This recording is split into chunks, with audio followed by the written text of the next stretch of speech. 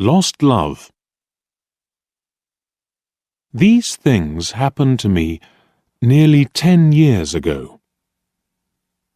I lived in a city, but the city was hot in summer. I wanted to see the country. I wanted to walk in the woods and see green trees. I had a little red car, and I had a map too. I drove all night out into the country. I was happy in my car. We had a very good summer that year. The country was very pretty in the early morning. The sun was hot, and the sky was blue. I heard the birds in the trees. And then my car stopped suddenly. What's wrong? I thought. Oh dear, I haven't got any petrol. Now I'll have to walk. I'll have to find a town and buy some petrol. But where am I? I looked at the map. I wasn't near a town. I was lost in the country. And then I saw the girl. She walked down the road with flowers in her hand. She wore a long dress, and her hair was long too. It was long and black, and it shone in the sun. She was very pretty. I wanted to speak to her, so I got out of the car. "Hello," I said. "I'm lost. Where am I?"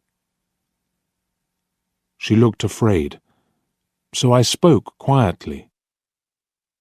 "I haven't got any petrol," I said. "Where can I find some?" Her blue eyes looked at me, and she smiled. She's a very pretty girl, I thought. "I do not know," she said. "Come with me to the village. Perhaps we can help you." I went with her happily, and we walked a long way. There isn't a village on the map, I thought. Perhaps it's a very small village. There was a village, and it was old and pretty. The houses were black and white and very small. There were a lot of animals. The girl stopped at a house and smiled at me. "Come in, please," she said. I went in. The house was very clean, but it was strange too. There was a fire and some food above it. I felt hungry then. That's strange, I thought.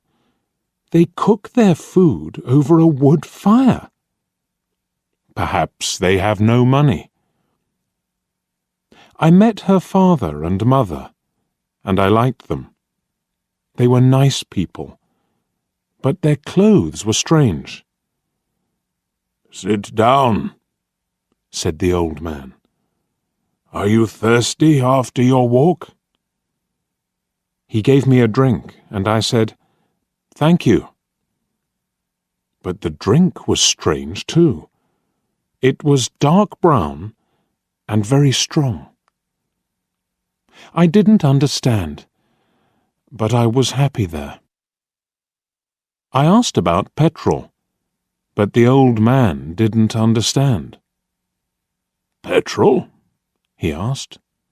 "What is that?" This is strange, I thought. Then I asked, "Do you walk everywhere?" The old man smiled. "Oh, no, We use horses, he said. Horses? I thought. Horses are very slow.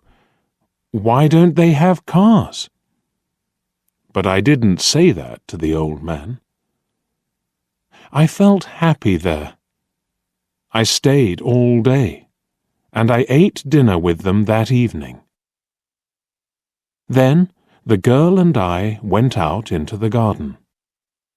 The girl's name was Mary. "This is nice," she said. "We like having visitors. We do not see many people here." We spoke happily. She was very beautiful.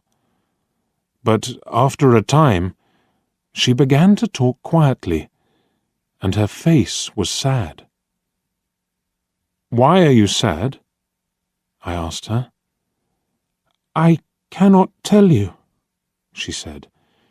"You are only a visitor here. We have to say goodbye tonight. You have to go now." I didn't understand. I loved her, I knew that, and I wanted to help her. Why did I have to go?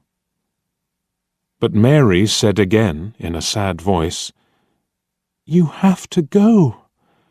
It is dangerous here." So I said, "I'll go to the next town and find some petrol. Then I'll come back." She didn't speak. "I love you, Mary," I said, "and I'll come back to you. You won't stop me." She said goodbye to me at the door. Her face was very sad, and I was sad too. I didn't want to go. It was midnight. The night was very dark, but I walked and walked. I was very tired when I saw the lights of a town. I found some petrol, and then I asked the name of the village. But the man at the garage gave me a strange look. "What village?" he asked. I told him about the village. I told him about the old houses and the people with strange clothes. Again, he gave me a strange look. He thought, and then he said, "There was a village there, but it isn't there now. There are stories about it, strange stories." "What do people say about it?" I asked. He didn't want to tell me, but then he said, "There was a big fire in the village. Everybody died. There aren't any people or houses there now." "How did it happen?" I asked. "And why?" "Oliver Cromwell killed them," he said. "He was angry with the villagers because they helped the king in the war." I couldn't speak. This isn't right, I thought. That war happened 350 years ago.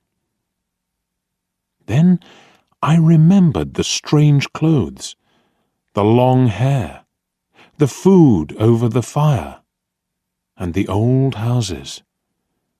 And I remembered, too, about the horses. "But I don't understand," I cried. "I saw the people and the village.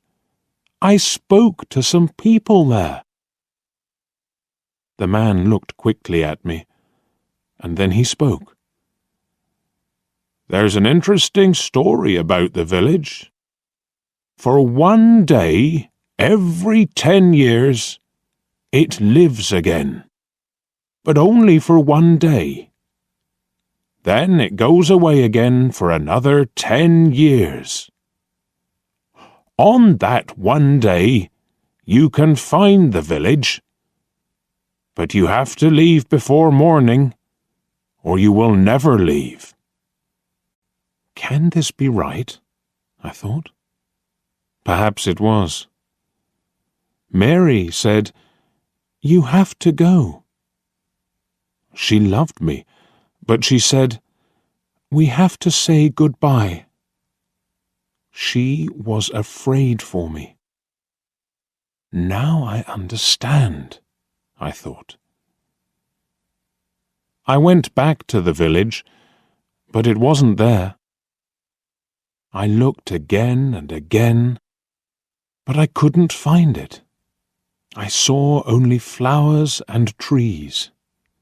I heard only the sound of the birds and the wind. I was very sad. I sat down on the ground and cried. I will never forget that day. I remember Mary, and I will always love her.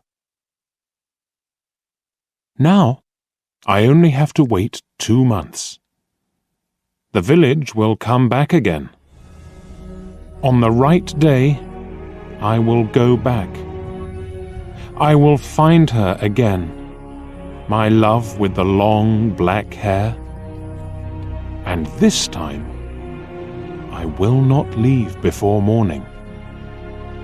I will stay with her.